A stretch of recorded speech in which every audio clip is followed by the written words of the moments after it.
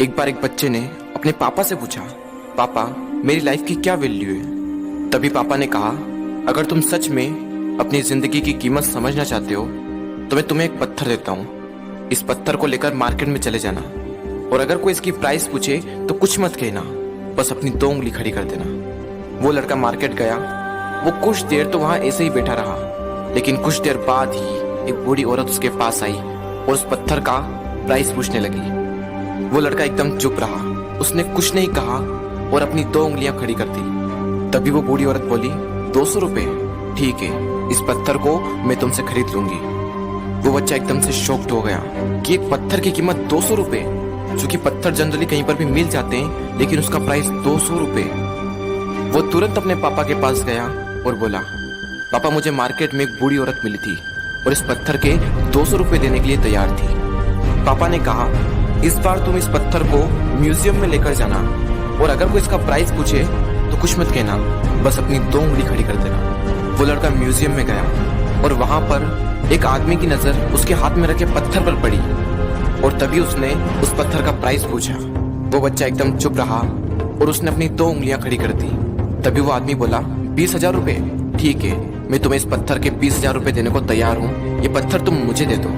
वो लड़का फिर से चौंक गया और जाकर अपने पापा से कहा, पापा म्यूजियम में मुझे एक आदमी मिला था और इस पत्थर के 20,000 रुपए देने को तैयार था। तभी उसके पापा ने कहा, अब मैं तुम्हें आखिरी जगह भेजने जा रहा हूँ और अब तुम्हें जाना है कीमती पत्थरों की दुकान पर और अगर वहां पर भी कोई प्राइस पूछे तो कुछ मत कहना, बस अपनी 2 उंगलियां खड़ी कर देना। वो लड़का जल्दी से कीमती पत्थरों की दुकान पर गया और उसने देखा कि एक बूढ़ा आदमी था जो काउंटर के पीछे खड़ा था। जैसे ही उस बूढ़े इंसान की नजर उस पत्थर पर पड़ी, वो एकदम शॉक्ड हो गया। वो काउंटर से बाहर निकला और तुरंत उस बच्चे के हाथ से वो पत्थर छुड़ा लिया और बोला, ओ माय गॉड, इस पत्थर की तलाश में मैंने अपनी पूरी जिंदगी गुजार दी।